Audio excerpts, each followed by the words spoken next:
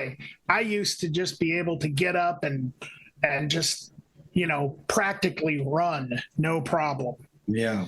Now it's like 5 blocks from the car, I'm like clutching my chest and out of breath on the floor, and my flesh starts falling off. Oh, yeah. I know how that goes. I'm actually fleshless right now.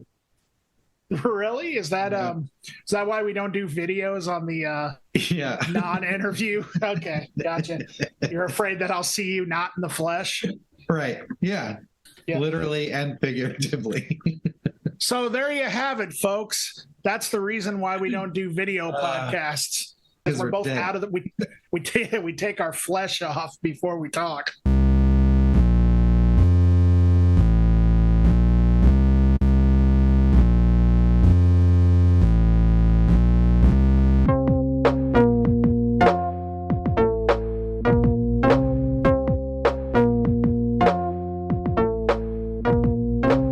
Citizens of Earth, I'm Dan. And I'm Eric. Welcome to Accelerativ Thrust, where I continue to butcher the intro, but we also discuss and review underground, experimental, and extreme music with a focus on Iowa and Midwest music scene. Wow, that's a lot of music. It's a lot of music. There's a lot of musics going on. Yeah. I remember there was an Eminem interview that I saw one time, and he said, I like a lot of different musics or something like that. Wow. Yeah. I mean, he's a professional, so he must know. Yeah, he must. The right nomenclature. Yeah, nomenclature. That's a heck of a word, Eric. Oh, thanks. I made it up myself. Yeah. You were just like, I gotta say something. That's what I should start doing, just make up words, and then I'll sound extra smart because literally no one else will know that word. Well, everything else is made up, so. Oh, yeah, all words are made up. Shit, I always forget that. Yeah, so, I mean, who are they to say that what we're saying is not true? Yeah, and also, who are they? Yeah, and who are they? Well, I would assume that they are somebody who is not me.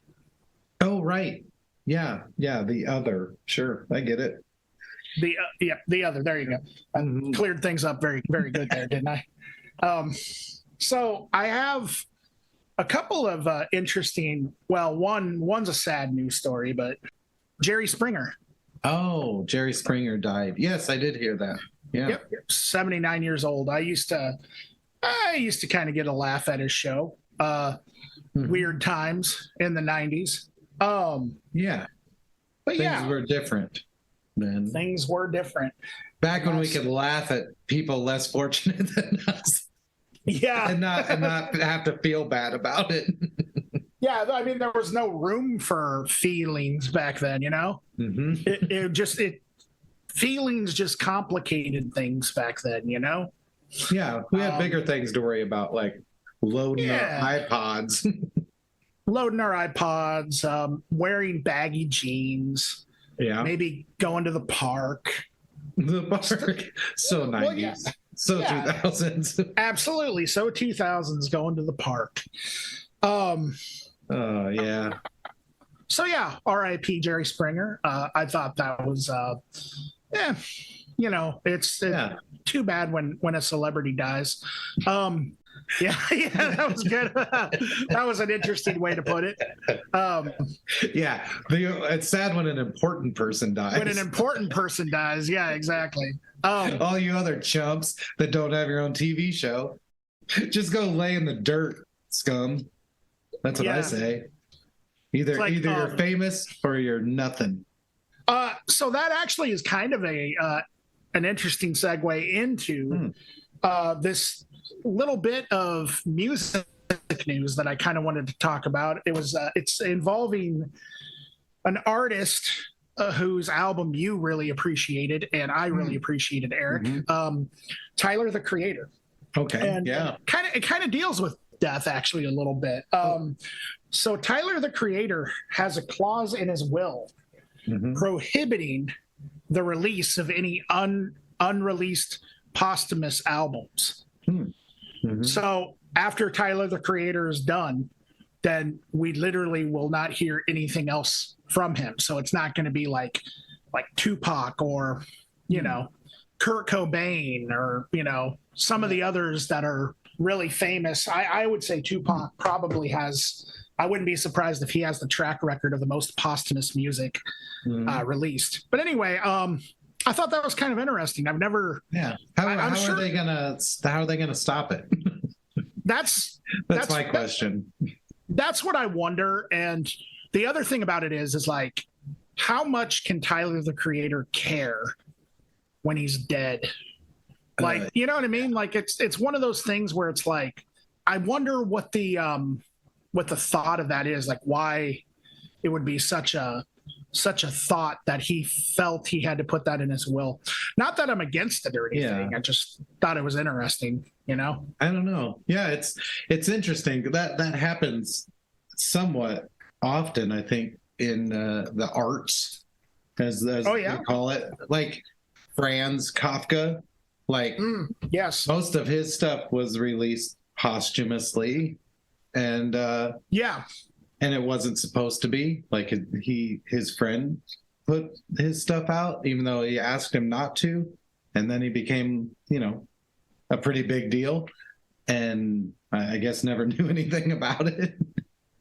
But I think that happens a lot. I don't know. Yeah, I don't know. I guess I could kind of see like what the when you put it in that light, I can kind of see what the motivation would be. It's like, well, I mean, I'm not around to control my own output at that point, and it's just going to be a bunch of people making money off of, you know, me when I'm not living. So yeah, well, it also raises the question of, like, why keep it around? If you're not going to put it out, and then you don't want anyone else to put it out, then I don't know. There's a little trash can symbol on our computer screens that you could just drag them right over there. You know? Sure. Yeah. Yeah. And yeah, that's true. And then in the 60s and 70s, before computers, or 80s or even 90s, there were trash cans, like real trash cans. Yeah. Real trash cans. Yeah, they actually existed back then, you know? Like, or if it was on tape, you could just leave it in a hot room and then it would explode. You could do that with tapes? Yeah, well, I don't know. I'm basing that on film. Like back in the, I don't know, long time ago's, you know, back then. Yeah, like Paramount and some other companies, what are they called? Production companies, lost like most of their films because the celluloid is highly combustible. And so it just like exploded and burned up at like warehouses full of original prints of films that are just gone now. Wow, that's interesting. Yeah. I'm just full of useless bullshit today. Well, I guess that's my deal. They call me useless bullshit Eric. That's my name. Useless BS Eric. Yeah. USB Eric. USB Eric. Just plug him in and he just stops out. That's not even the right acronym. Oh my God. So stupid. So, you know what isn't bullshit? The local literally area. Nothing that we've said. Okay, sorry. You know what isn't bullshit? That's what you said. Well, that changes now, Eric. Oh. Because what isn't bullshit is the awesome music scene around the Midwest. True. True. There's a lot of really good acts, and I kind of figured we would just throw our ropes out and we would round up another 6. What do you think? Yeehaw. Yeehaw. You're listening to Country Music Radio, brought to you by us. Yeah. Yeah. Just move on, Eric. Just move on. My brain is also tired. You're listening to Rustic Monkey Tracheas. You were going to say rustic munchies. Yeah, Rustic Munchy Tracheas. I mean, we could definitely, the conversation could delve into food at some point. Rustic munchies. Yeah, rustic munchy paleo food bars. Food bars. What are? Yeah. Those things that come in packages that look like bars and they're food. I thought you meant like a kind of like a drinking establishment, but instead you just eat. I guess that might be like a restaurant. That's a restaurant, yeah. You ain't from around here, are you, boy? So let's go ahead and get into it. We got 6, I would say, pretty exciting releases here. Yeah. And I think cool. They're all pretty diverse. Yeah. There's a lot of different stuff. Mm-hmm. So, okay. I'm going to start off with a band from Ames, Iowa called Moon Rabbit. And they just put out, this literally came out like a week ago. I think it was actually last Friday, so it's not even a week old technically. Nice. And the name of the album is 4, so it's Moon Rabbit 4. Now this band is from Ames, Iowa, and I feel pretty connected to them because Joshua Samuelson, who is on vocals, is an old friend of mine and my best friend Travis from high school. He went to Muscatine High School for a little bit. I don't know. This was probably my 10th grade, 11th grade year, maybe even my freshman year. And then he moved to Ames, and we've all kept in touch over the years. Cool. And the band also includes, and I might totally sabotage some of these names, so I apologized. Sasha Antropor on guitar, Aaron Alcott, I think, on bass, and that's the only reason why I say I think. It's because I actually can't read my own writing. Nice. And then Vedran Surlan on drums. So yeah, the music is pretty kind of all over the place here, but that's in a really good way. It has, I think, a pretty raw production, and at first, I would say after the first couple of songs, I heard a very gothic sort of influence.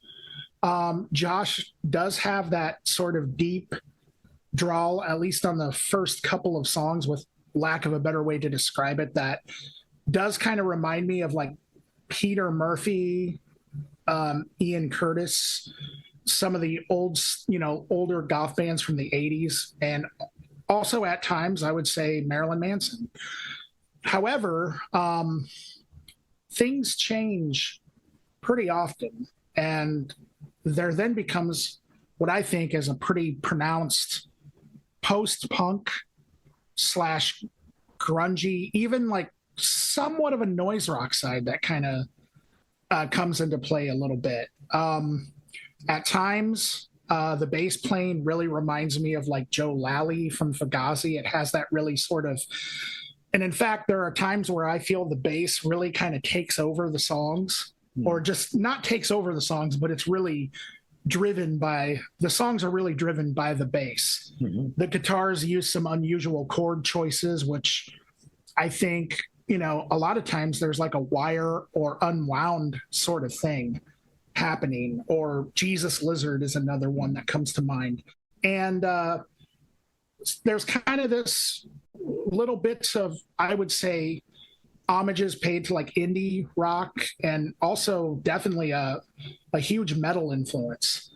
Another thing that this really reminded me of, and a lot of this has to do with Josh's ability, because I think Josh has a lot of range as a vocalist.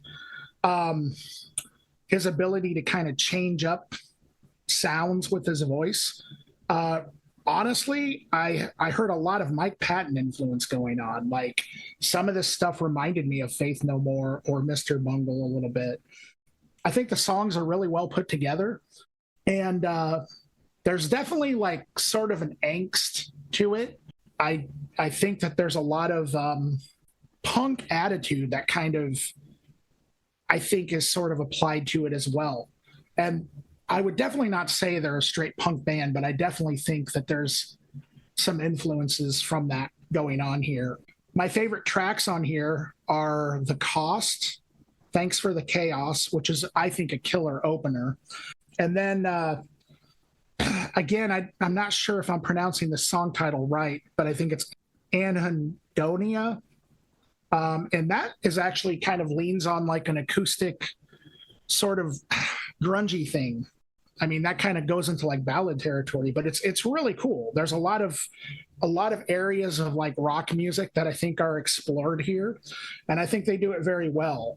Besides just all of the stuff that I just mentioned, I would definitely say there's kind of like a Cure influence, particularly maybe the earlier sort of janglier side of the Cure. But yeah, I think if you're a fan of that kind of stuff, I think there's definitely something on Moon Rabbit that you would find, and I think that it's a really good. I mean, it's a tight performance, and you can definitely tell that they've been a band for a while because the performances are really tight and songs are really good. So, yeah, what did you think, Eric? Yeah, I thought it was cool. Like you said, it does go a lot of different places, like a lot. But what kind of connects it is overall, it's pretty wild feeling. And I don't know, the term aggressive kind of has connotations that I don't necessarily mean, but I couldn't really come up with a better word. But yeah, there's a heaviness to it for sure. But yeah, I also heard other elements too, like some garage stuff, prog, post-hardcore, like you said with the Fugazi stuff, and then that amphetamine reptile kind of sound. There's a lot of that stuff in there. But yeah, like song to song, there's connective elements for sure. The tones, and like you said, the bass kind of drives a lot of it, but they're definitely not nervous about just going into completely uncharted territory at pretty much any moment, which is cool.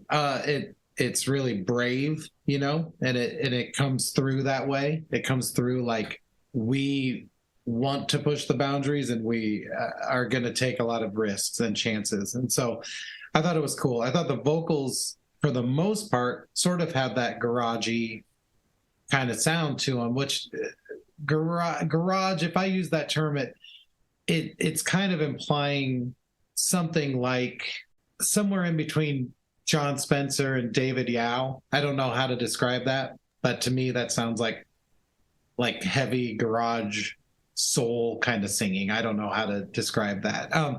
But it is pretty wild most of the time. And then, but at other points, it literally goes into like guttural, dry lung stuff, like death metal.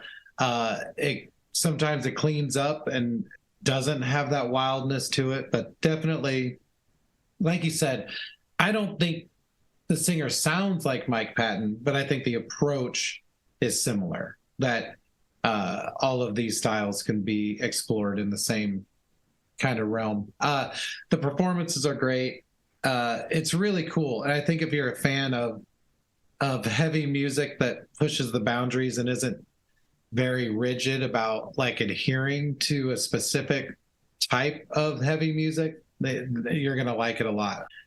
Things that it reminded me of: The Birthday Party a little bit, No Means No, Naked Ray Gun out of Chicago, and d.i.y, as far as some of the heavy prog elements. But yeah, it was really cool. And it is hard to pin down exactly what the sound is, but I would say between what Dan and I said, if you hear things in there that you like already, then I think you would probably end up liking this too. So yeah, absolutely. Those are some great comparisons, Eric.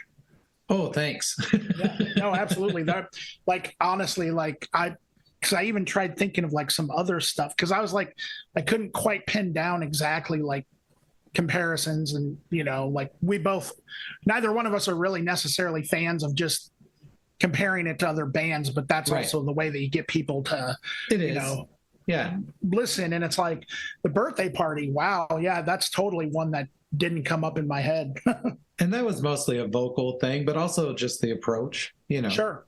So yeah, so that brings us to a record called March of Decay by a band called Ill Omen. They're out of Cedar Rapids.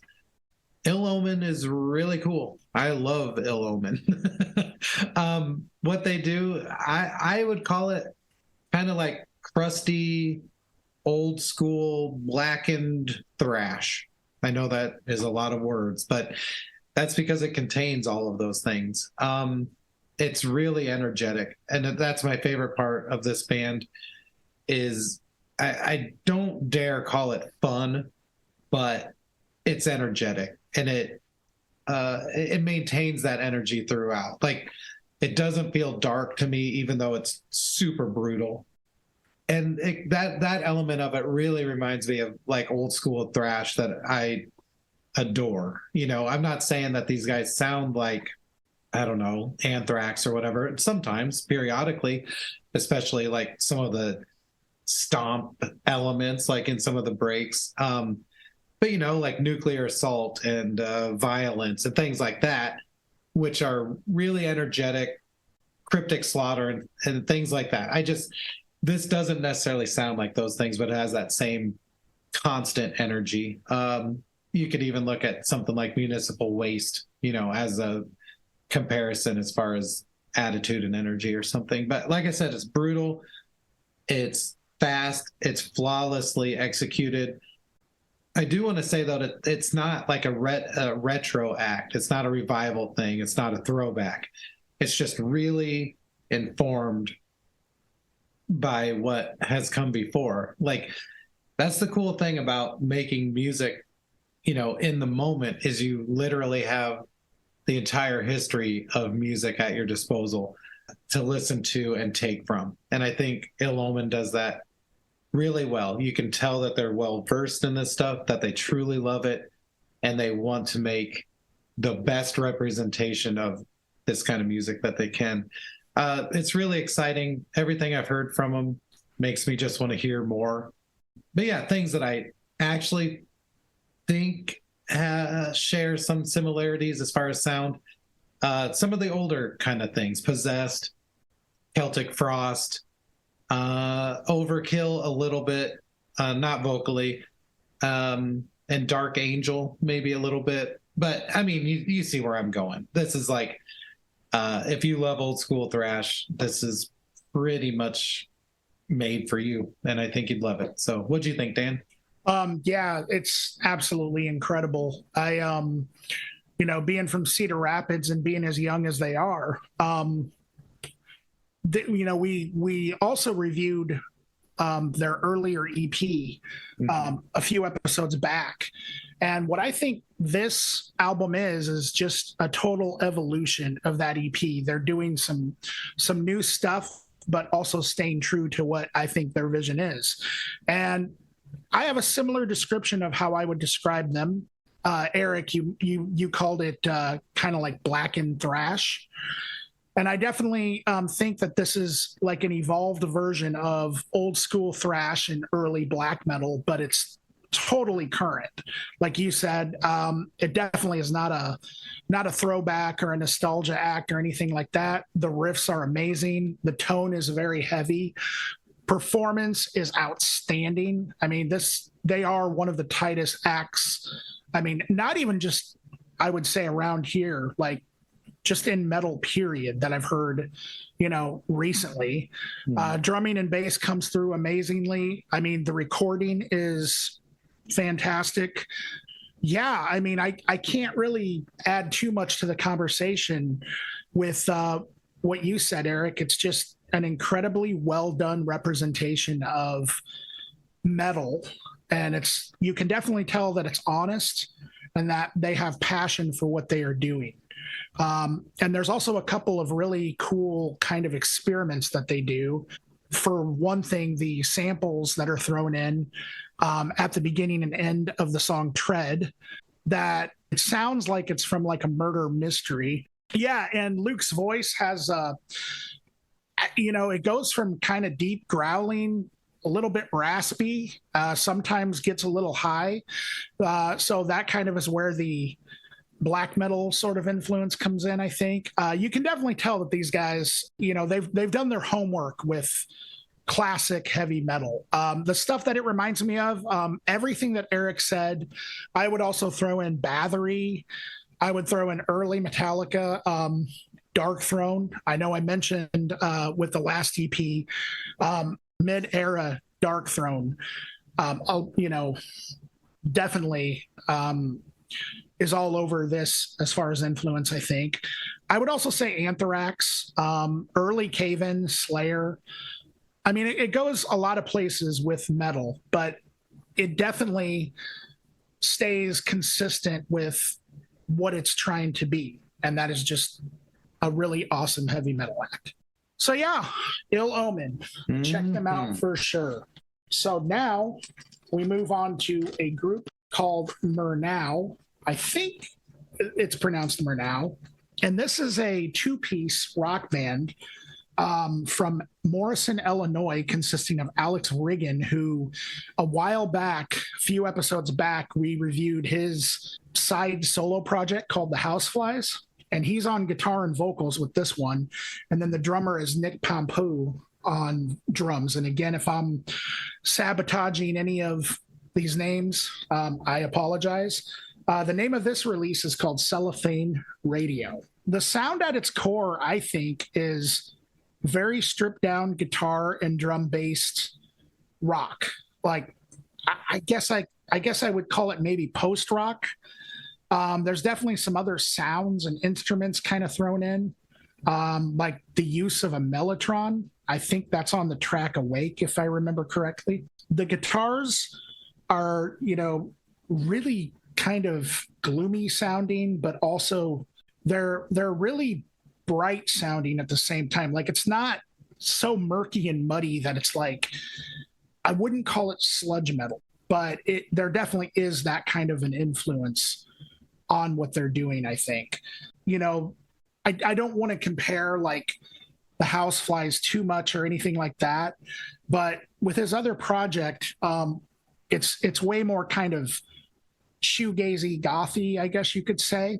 And there was kind of a wall of sound or cinematic approach to that. I think those elements are also present here, but in a different way, in a much more straightforward rock way.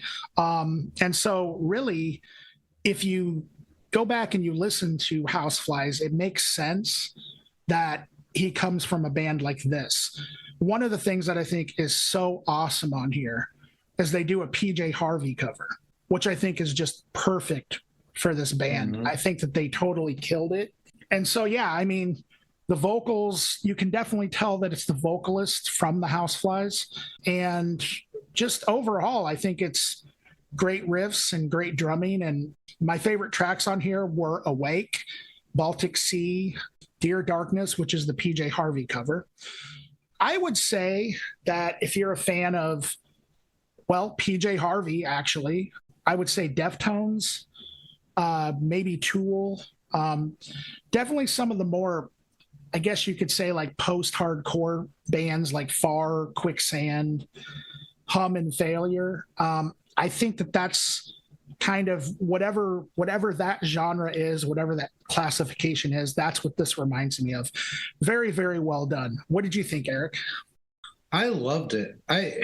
It was really, truly something special that these guys got going on here.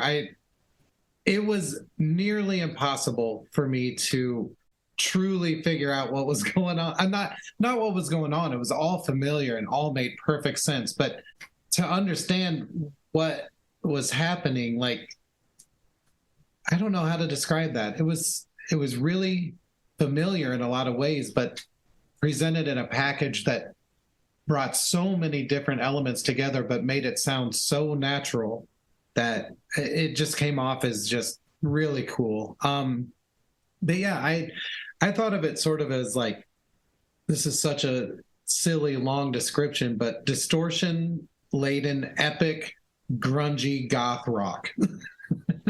That's like, perfect. I don't even know what else to say. Like, yeah, it just had all these elements in it, and but all of them worked perfectly and just seemed like a singular vision, you know? But yeah, really cool songs. They're really sprawling and pretty at times, you know, but also really assertive and forceful. Like, that's the thing. I don't want to say it sounds aggressive, because I don't think it sounds aggressive at all. It's just really pretty. I think your comparison to Deftones makes perfect sense, especially those slower songs that just sort of live where they are a little bit and can be really pretty. But yeah, their sound is just fully formed, completely confident.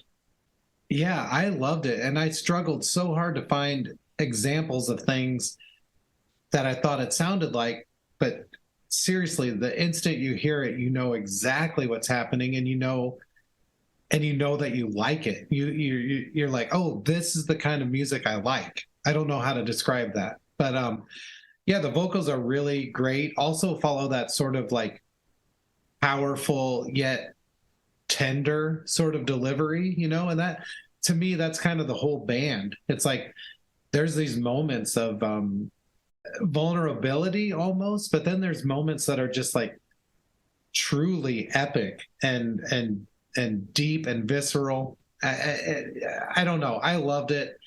And yeah, things that I thought it reminded me of The Cure, especially like they use a chorus effect on guitars and probably basses too, that really reminded me of that. And I guess it's sort of a similar sound of like Joy Division or something too. But Sebadoh a little bit in weird ways. PJ Harvey for sure. And I actually didn't even put together that it was a cover. I just thought, oh, there's a lot of PJ Harvey in here, especially with the guitar tones. But one group I landed on, and I don't think I'm necessarily wrong, even though it doesn't really fit, is Filter. I know Filter sort of has this electronic edge to them or whatever, but if you took that away, I think it could be somewhat applicable here. I don't know. Like I said, this is a hard one to put into a mold. You know, it is its own thing, but very much familiar. And yeah, I just loved it. So yeah, super cool record. Yeah, it was really cool. Fantastic stuff. It's good stuff for sure. Yeah. Okay, so next we have a release by a band called Early Girl. Early Girl is from Iowa City. So Early Girl consists of August Jensen, Talera Jensen, and Aaron Longoria. Their sound, you know, it's cool. I do feel like there's a dichotomy happening in this project, or at least with this release. And there's definitely two sides to what's happening, but it also connects really well and sort of has an outlook that encompasses both of those feelings. And so it works really well.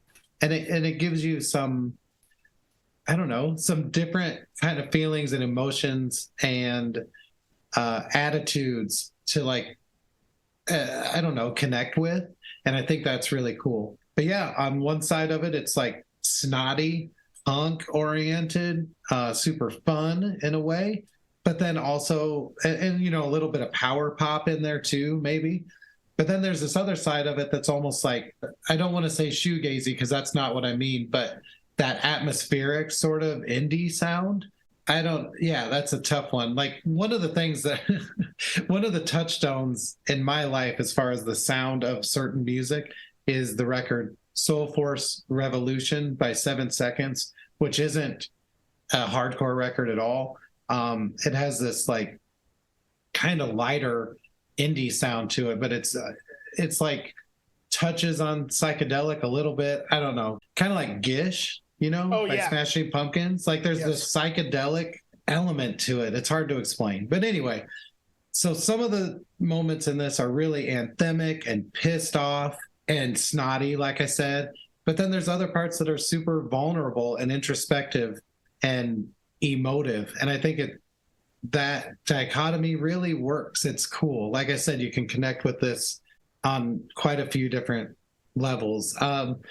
Great playing. I love the heavy fuzz with like really cleanly delivered vocals. I think that's a really cool sound. It makes it sound deep and dense, but then also really raw and energetic because those vocals are delivered that way. I heard two main singers on the Bandcamp. It lists all three members as singers. So I don't know if it's Aaron, Talera, or August that are the two main singers, but they have very distinct vocals. Sometimes they sing together and most of the time they're singing on their own, but they're both equally great vocals. And like I said, they just deliver a totally different emotion. And yeah, I think it's cool. And I really want to see Early Girl, and I really want to hear more from them. As far as things that sounded like I said, it's going to be a little bit different, the things that I'm thinking of. Like, I'll just get it out of the way. There were moments that reminded me of the B-52s. And I know that probably will rub people the wrong way because, but there really were. There was just modes or whatever, musical modes that were similar to me. It reminded me a lot of X, especially X-Zine Cervenka's vocal delivery, L7 at times. But then the other side of that, like I said, that Soul Force Revolution record, Sugar, I don't know, things like that, where it's a little bit more emotionally connected, But yeah, so like I said, I'm excited to hear more from them, and I think it's a really cool EP. So what do you think, Dan? Yeah, I loved the hell out of this. My ideas about it are not too far from yours, Eric.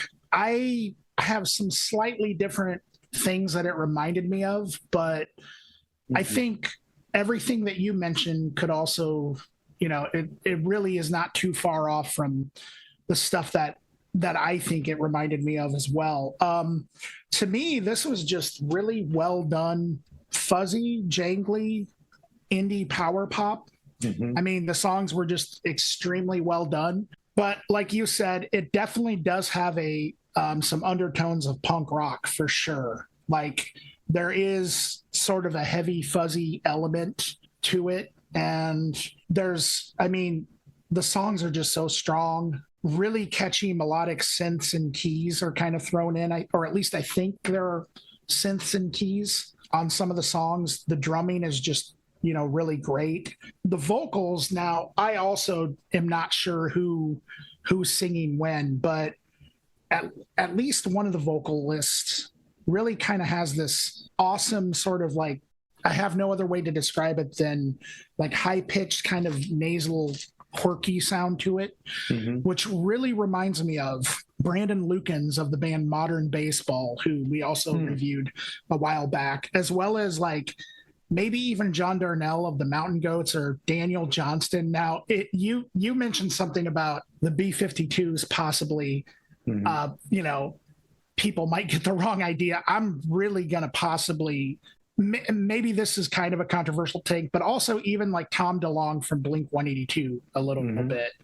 Like, I heard that sort of, and that is in no way, I mean, I love some Blink-182 songs. So for me, I thought it was great. The one thing that I really like about it, it's very fun. The songs are very short. I also heard kind of a big surf rock element. Now, I agree with you too, Eric, that there's sort of like somewhat shoegazy, like sort of element to it. And it's perfect that you mentioned sort of like a modern indie rock production, because what this record, the production on it, what it reminded me of was like the first two Shen's records or something like that, which I think that's exactly how I would describe those. Yeah. Just really great stuff. I had a blast listening to it. I can't wait to hear more. I know that this is a fairly new group that I think formed, and this just came out. And I believe this is their first release. My favorite tracks off of here, I love the song Four Leaf Clover, Green Eyes, which that's the one in particular where I heard like a surf rock thing kind of going on in the. That's the one I was referring to the B-52s about. Yeah, B-52s. It was the music, not the vocals. Absolutely. And then Sink In, I thought was really great. But I mean, the whole thing is fantastic. As far as some of the things that reminded me of, this might be kind of a weird one, but to me, I heard some Guided by Voices. That might be kind of odd for some people to hear, but I also heard like the Beach Boys, a little bit of Cheap Trick. I mentioned Modern Baseball. I even heard some like early Weezer or like Beat Happening kind of going on. So yeah, just really fun, catchy, just sort of fuzzy indie rock. And it's just, it was a blast listening to this. Okay, so now on to the Center Friends full length. Center Friends, Separation from Church and State. So this is the full length from Center Friends. You may remember that we reviewed a collection of singles that he released a while back. And now he has a full length out, which has actually been out for a while. It's been out for about a year. For those of you who don't know, Center Friends is the modular synth project of Luke Tweedy, who also records bands at Flat Black Studios. Now, on this record in particular, it lists on the Bandcamp that he also has collaborators B. Spengler and E. Bornstein, and then Jenny Hoyston, who Jenny Hoyston used to be in the band Erase Errata and Hallways of Always, and has done several collaborative projects with Luke, actually, and has recorded at Flat Black plenty of times. So one of the things that I remember we talked about in our review of the singles is that it was really kind of hard to review those singles as like one full piece, which is kind of what we did. We sort of reviewed them as a makeshift EP. And so it was kind of hard to review it as like one, it was a collection of separate singles. And I think Separation from Church and State is definitely, you can tell in comparison that it is one consistent piece. The sound, to me, of what Luke is doing here sounds very much like this is going to sound kind of weird, but it's kind of a dystopian sci-fi like movie or something that maybe is based on a novel. So it kind of sounds like the end of civilization, if you will. But also, I think there's a party going on. Like, that's kind of how I envisioned this in my head. So there's a reason why music, a lot of times, and I don't know what Luke's thoughts or intentions were here. I'm sure that Luke, he seems like the kind of guy who leaves things up to interpretation. That's my interpretation, and if I'm totally off, I apologize, but that's kind of how I viewed it. There is percussion on the track Bow Your Head, and a bunch of other kind of robotic vocals, or just vocals with a lot of different effects going on throughout the album. But the thing that I really like is the songs flow into each other very, very well. I think these tracks are very epic. There's just a lot of strange sounds that kind of are happening. Yeah, I mean, it sounds dystopian. It sounds, kind of like a cross between like an 80s, 70s, 80s synth record. At times, it kind of touches on a little bit of like maybe Bruce Hack or Kraftwerk, sort of territory. Other times, I definitely feel sort of like a Trans Am thing kind of going on, or even like Luke's previous group called the Shadow Government. And at its core, I mean, I know Luke has always been about addressing certain political issues. To me, I don't think that ever really gets in the way of like the music or anything. I think it, as a matter of fact, if anything, I think it adds sort of a little bit of the excitement of, what the record is. To me, it never gets boring. And I just feel like there's enough of a flow to the album that it is really interesting. Now, I'm, vaguely familiar with synths, as I do own one at home, and I kind of mess around with it every once in a while. So I bet Eric will probably have more to say about the synths and the use of electronics and stuff like that. I know that it's mostly composed on a modular synth. My favorite tracks on here are definitely Bow Your Head, Human Error, which actually was one of the singles as well. So I don't know if this was sort of a reimagined version of that, or if he just used the version that was recorded from the singles. I would assume that he probably re-recorded it, but not sure. Disconnect, Sin Coming On, I thought was just sick. But yeah, I think if you're a fan of, like I said, the Shadow Government, I heard some like Six Finger Satellite going on. Two-Way Army, particularly towards the end of the record.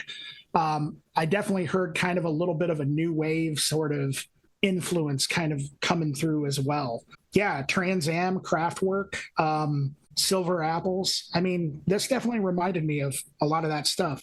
What did you think, Eric?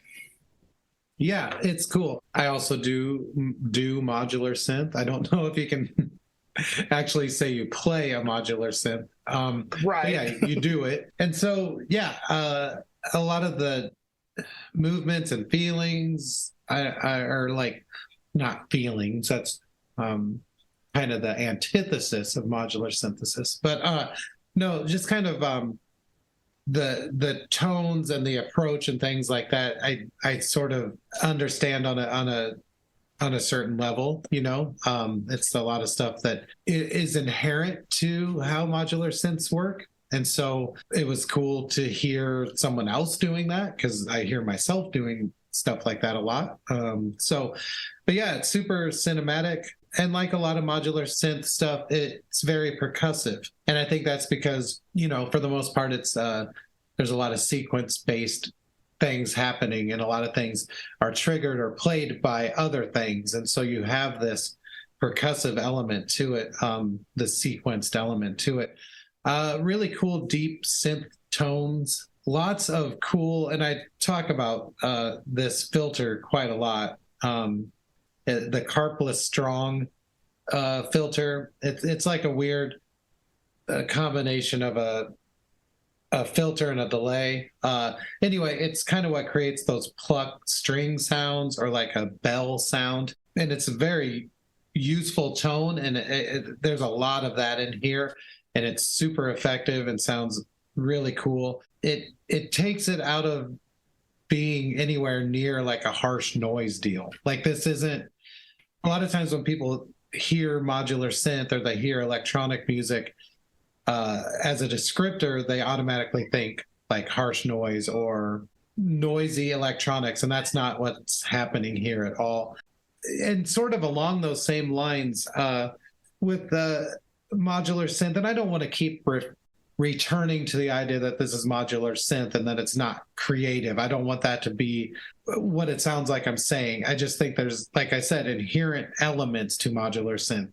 And so one of them is that you end up with a lot of polyrhythms, and you end up with a lot of scales that aren't necessarily based in like Western music. So because of that, you end up with, and this included, ends up with a lot of really non-Western sounding rhythms and polyrhythms and scales.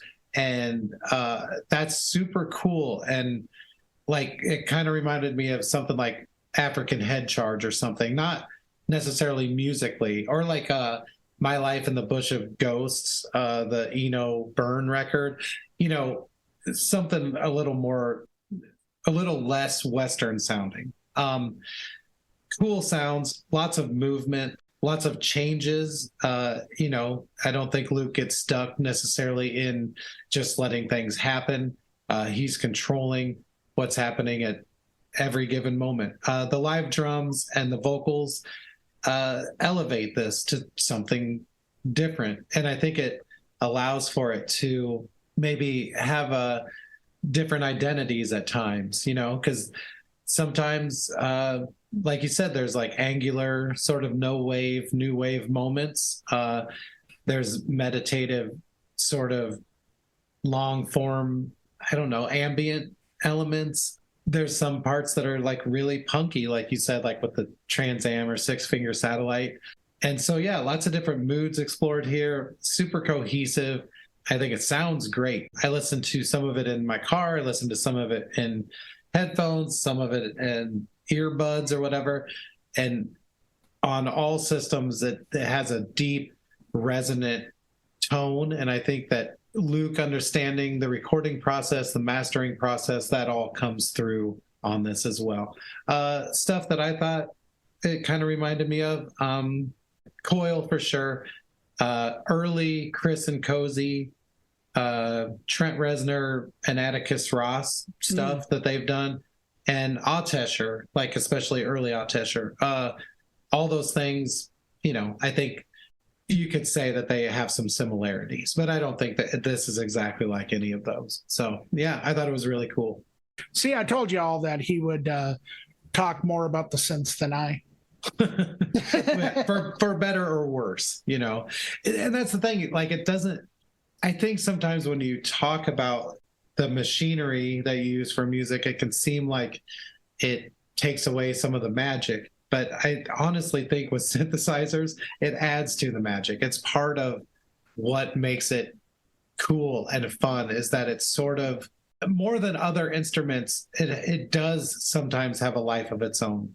And sometimes unexpected things happen, and it's a really beautiful thing. And I think it makes it really fun, especially if you can talk to people about it, because, you do take away some of the magic, but there's a magic in understanding what's happening too. So I don't know.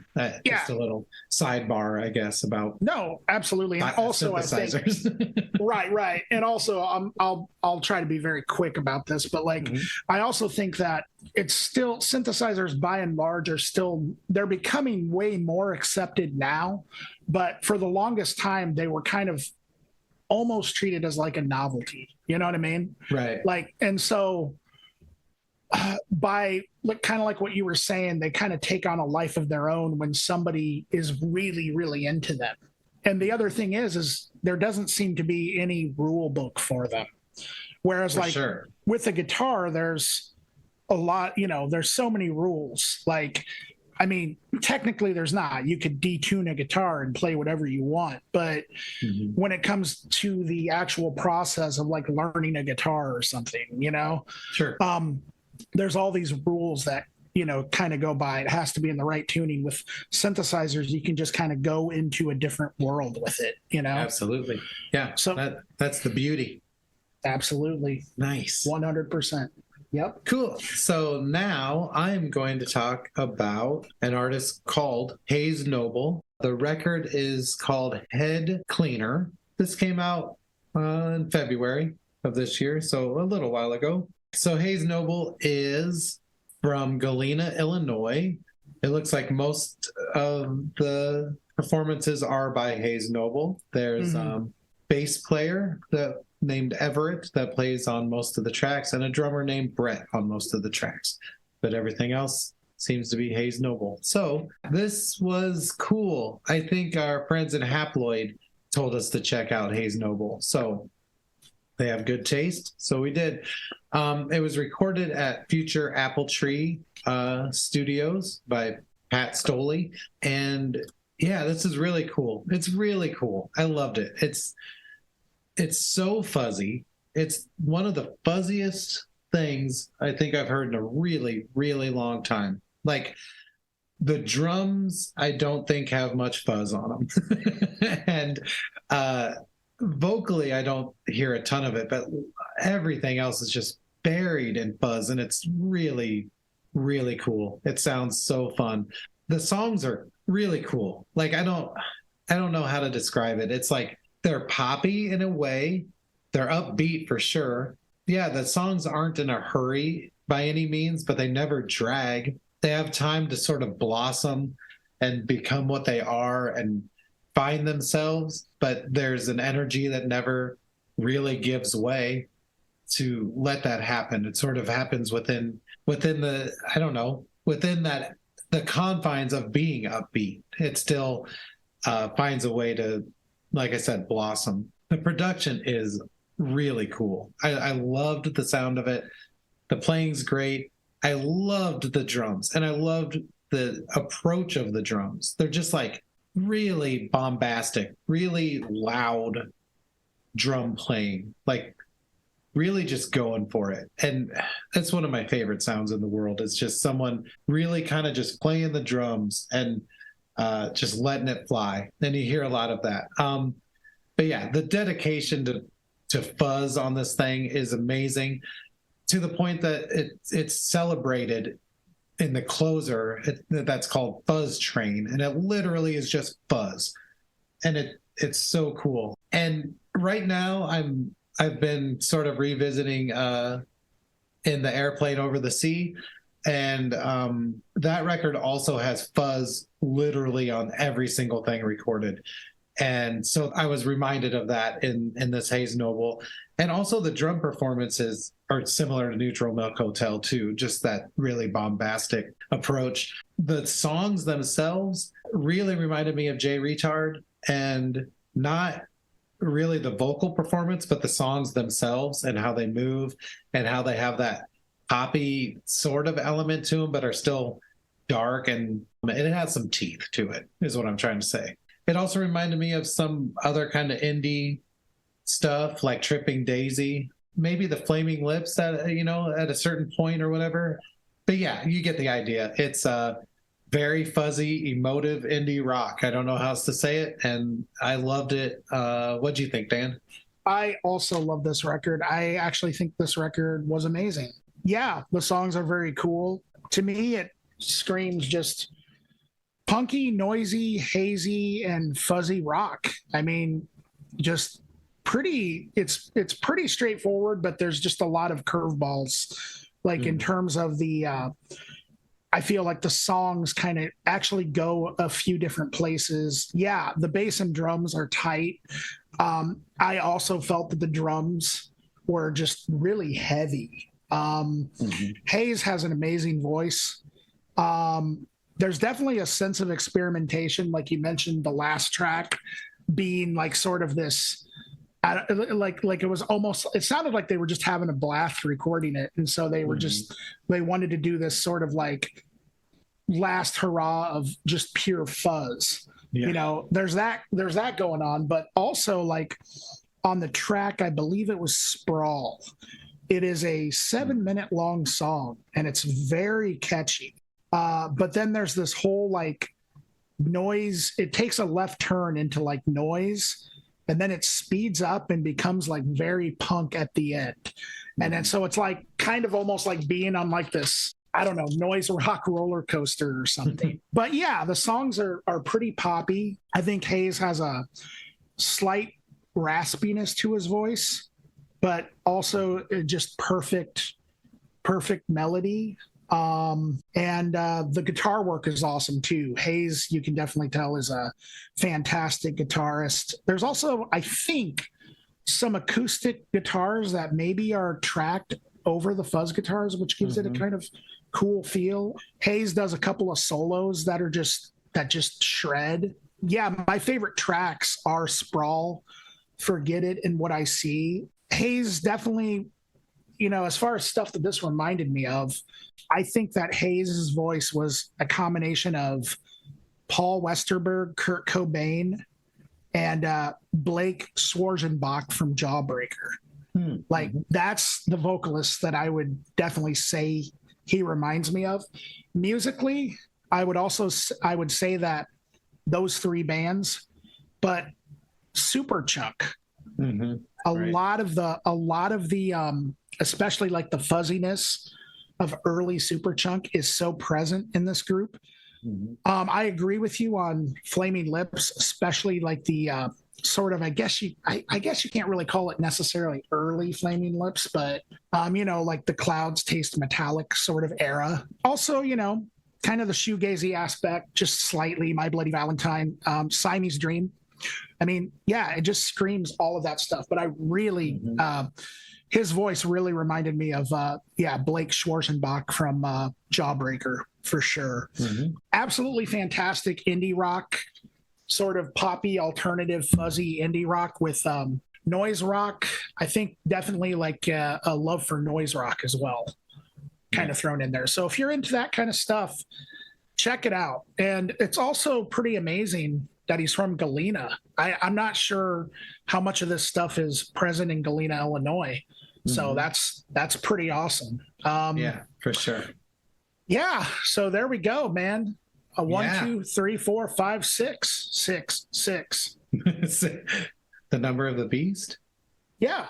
The number of the beast. Cool. Yeah. So I wonder what Iron Maiden is doing now. Today?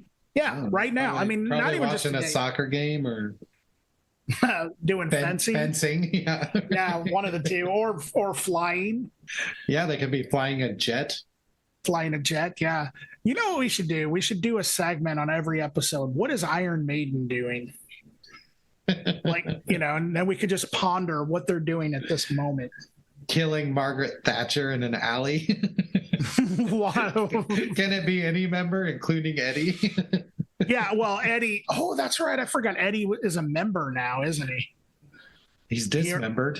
He's earned his keep. That's for sure. Yeah. He's an original member. Yeah. Arguably the first. The first member. Arguably. I mean, I don't know. Is there anybody? Who was before Eddie? Well, Eddie was made for the band Iron Maiden, who already existed. Yeah, you can't convince me of that. But you're right, because I saw that that album cover, and Eddie was like on a pyramid, right? He's like a sphinx or something. Yeah, like that's ancient history. Yes. So he's been around a really long time. He's done a lot of stuff. Like, I mean, he was in Hell. Yeah. He was even in the future for a while. Man. He's disintegrated into blue clouds over like ice sculptures. Yeah, while holding his heart out of his body. Yeah. Was that his heart or was that a fetus? Oh, snap. Good question. Hey, listeners, if you have an opinion whether Eddie's ripping out his heart or a fetus on the cover of Seventh Son, let us know for no real purpose. Yeah, no real purpose at all. You're not going to win anything. We don't have anything. Well, yeah, that was really cool. Some cool stuff from Iowa, Illinois, I think mostly this time. Yeah, Iowa. Yeah. Illinois. I mean, that's pretty much, yeah, definitely. Which brings us to, if you're in a group or you know somebody who's in a group that we should cover, or you just want to, let us know what your thoughts are about the podcast or what we do, contact us at Instagram or at accelerativ.thrust@gmail.com. Yeah. But, be nice, because we're very sensitive people. Like, yeah, we might cry on the air. I'm crying just thinking about someone being mean to me right now. Yeah. So, yeah, thank you, all you listeners. We appreciate you. And thank you, all the local bands, all the local artists that make us want to keep doing this every week. Yeah. Keep telling us about yourselves. Send us stuff or send us info. Tell us about bands that you've seen that are awesome. And if you're on tour right now, which some of our friends are, and you play with somebody that's awesome in Kansas City or something, let us know, because that would be really cool. We'd love to have more info about other scenes as well. Yeah, so absolutely. How about this? On the count of 3, we'll do our bye. Okay? Oh my God. Okay. 1. Bye. Bye. Oh, geez.